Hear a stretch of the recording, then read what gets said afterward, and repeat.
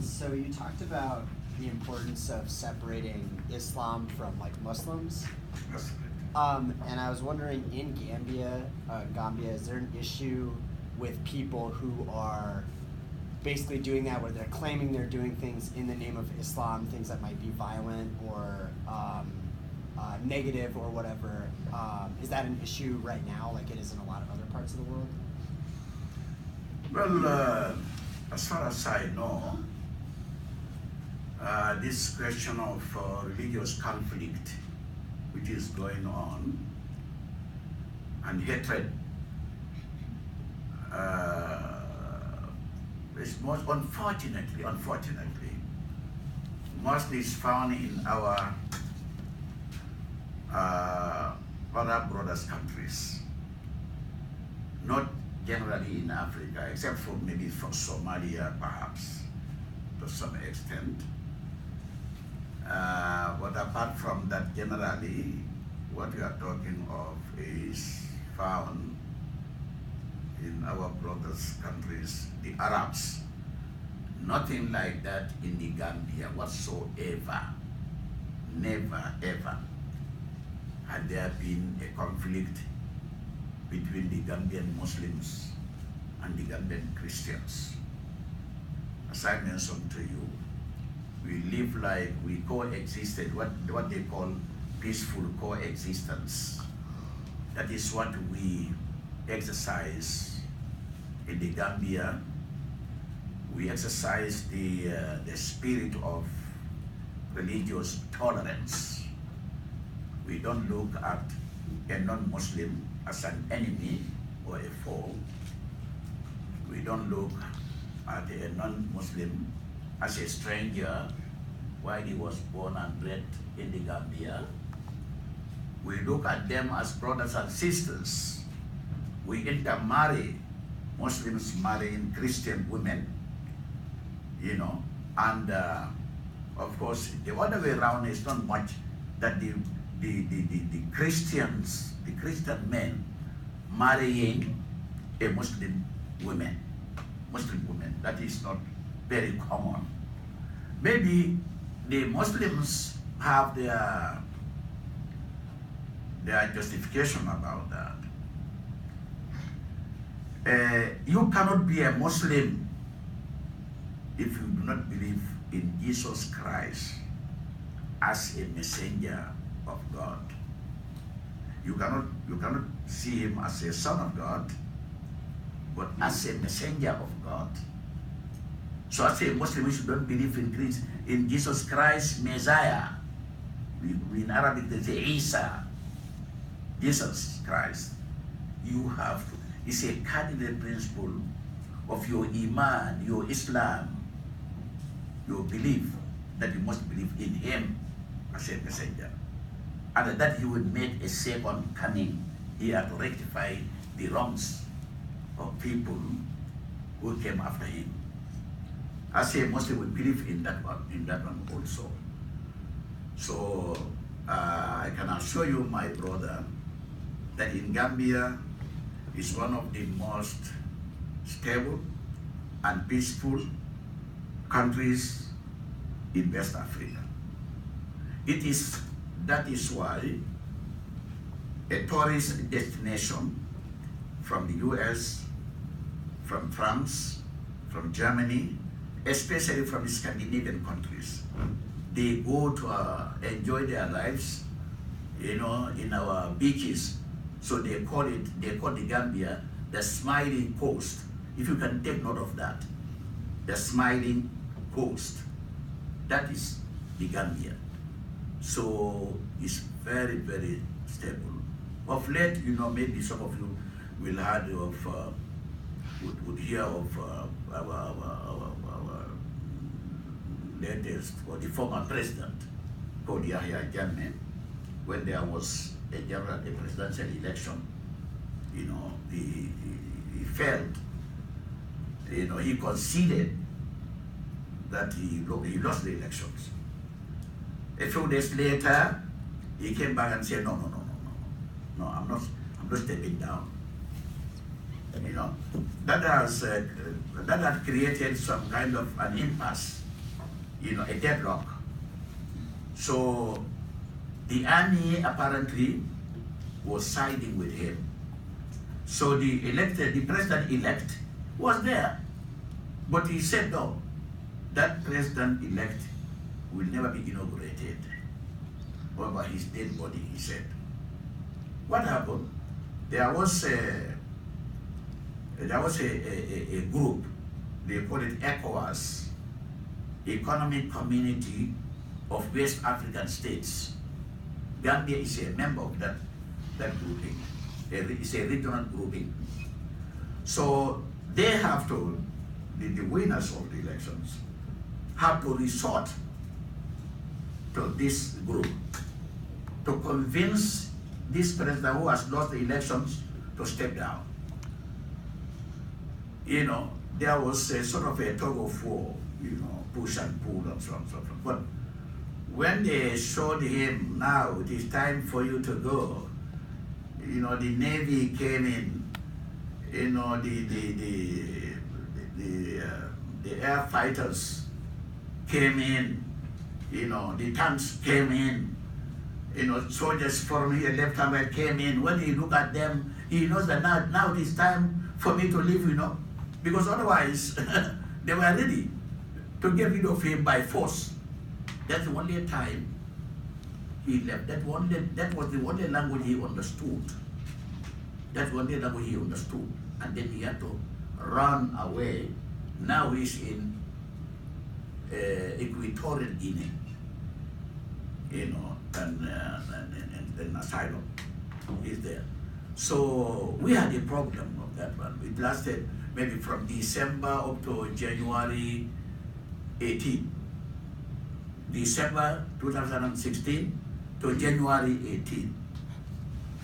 Because he was supposed to hand over power on January 19 as president, you know, to the president-elect.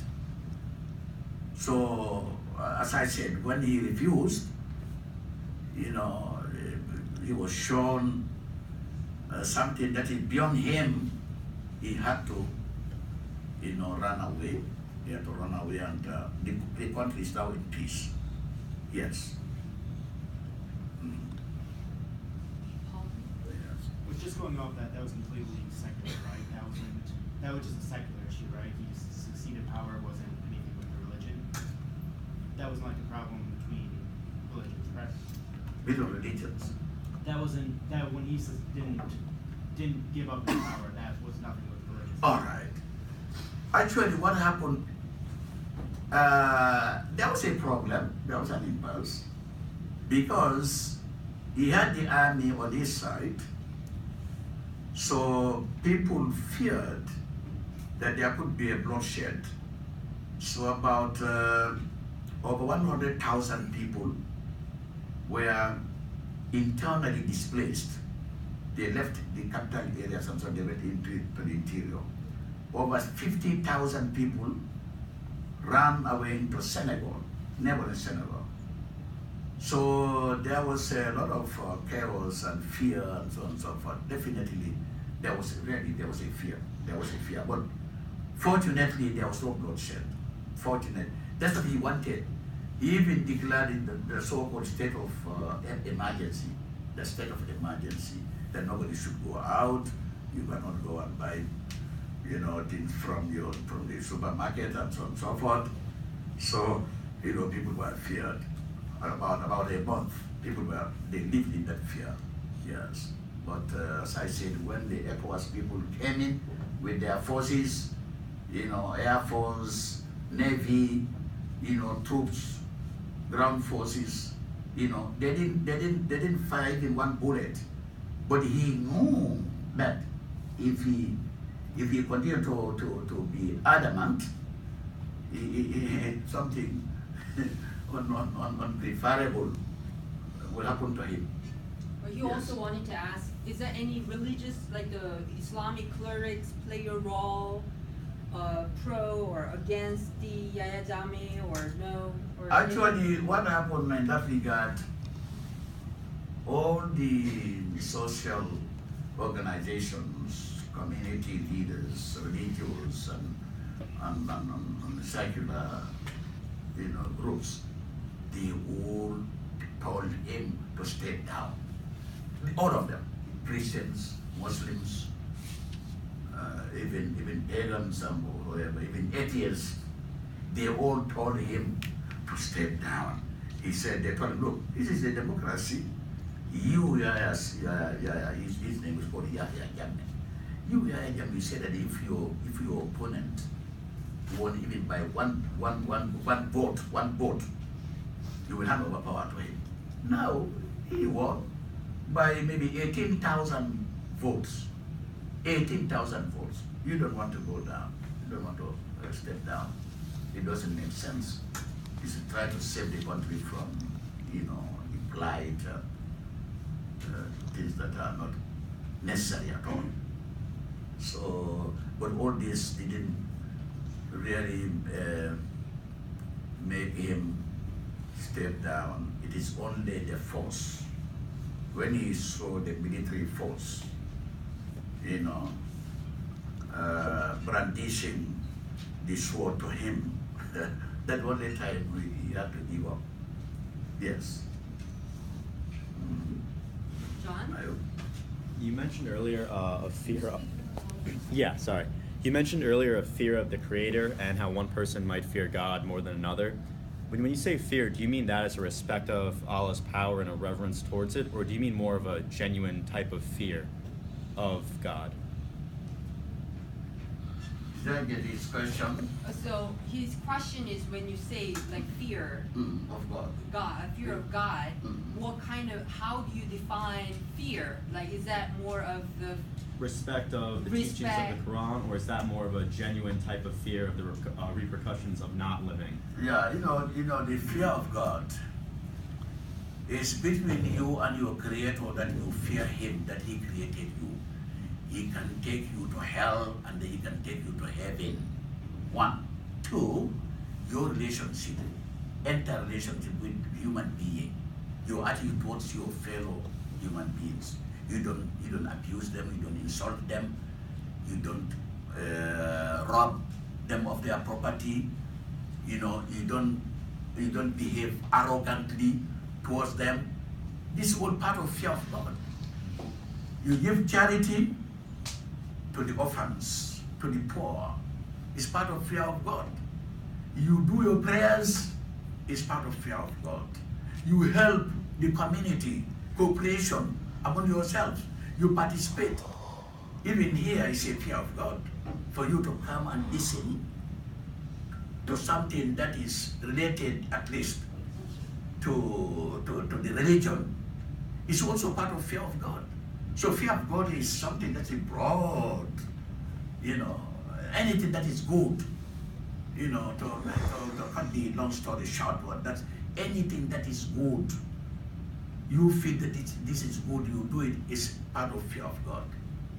Yes, it's part of fear of God. And then you will be rewarded according to your fear of God. Yes. So that is all about the religion.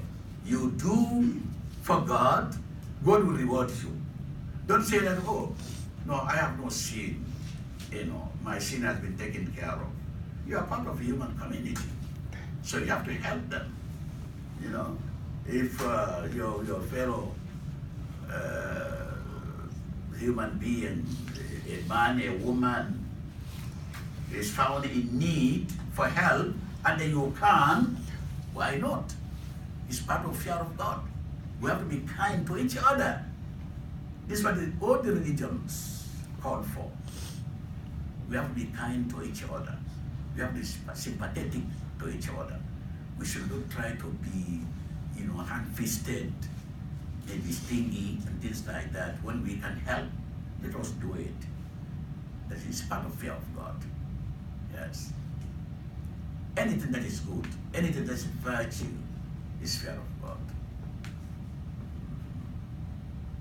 Okay, Ika? Speak louder. Mama, you can give